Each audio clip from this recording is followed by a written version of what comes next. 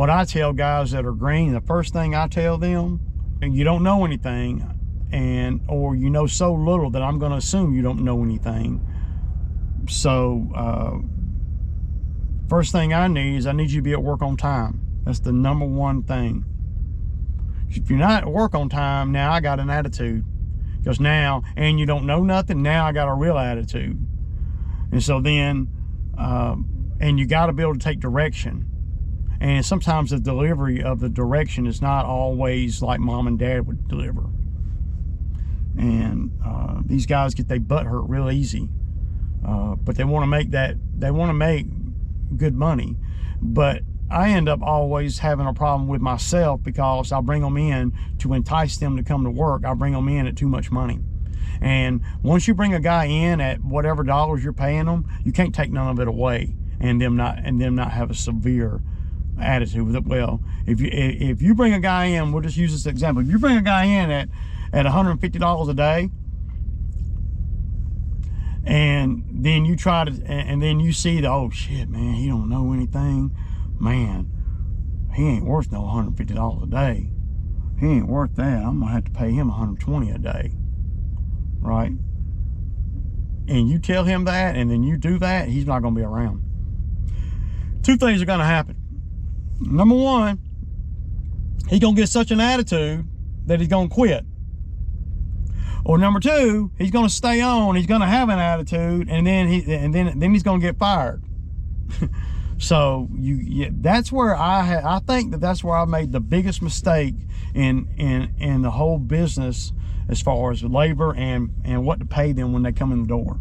Because again, I'm always so desperate for labor that I'll promise them the world, and then when I see that they're not deserving of the world, then I have a problem with myself, not with them, but it becomes their problem, because I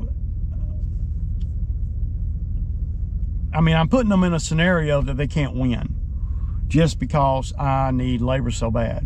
So that is kind of, been the common denominator in my labor problems. The money and me paying them too much to begin with.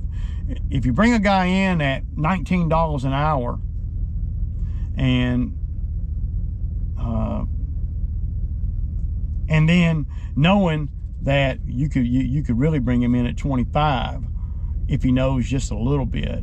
But since you don't know that, you got to give him some place to go. He can't be at the ceiling when he comes in the door, because even though he's going to think that, well, if the guy brings me in at 25 an hour, then hell, in 30 days, 90 days, I'll be making $27 or $30 an hour, when he really ain't even worth the 25. You just said that, and to bring him in to get him to come to work.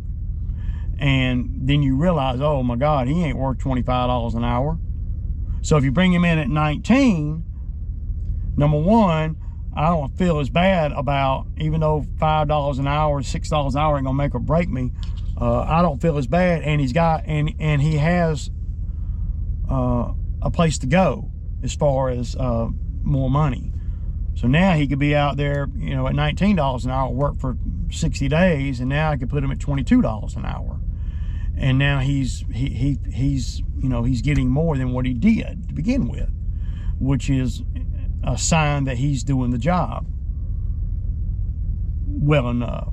But if you bring them in too high, there's no place for them to go, because they're at the top of the pay scale, and they're past the top of the pay scale as far as what they know, and that's a problem.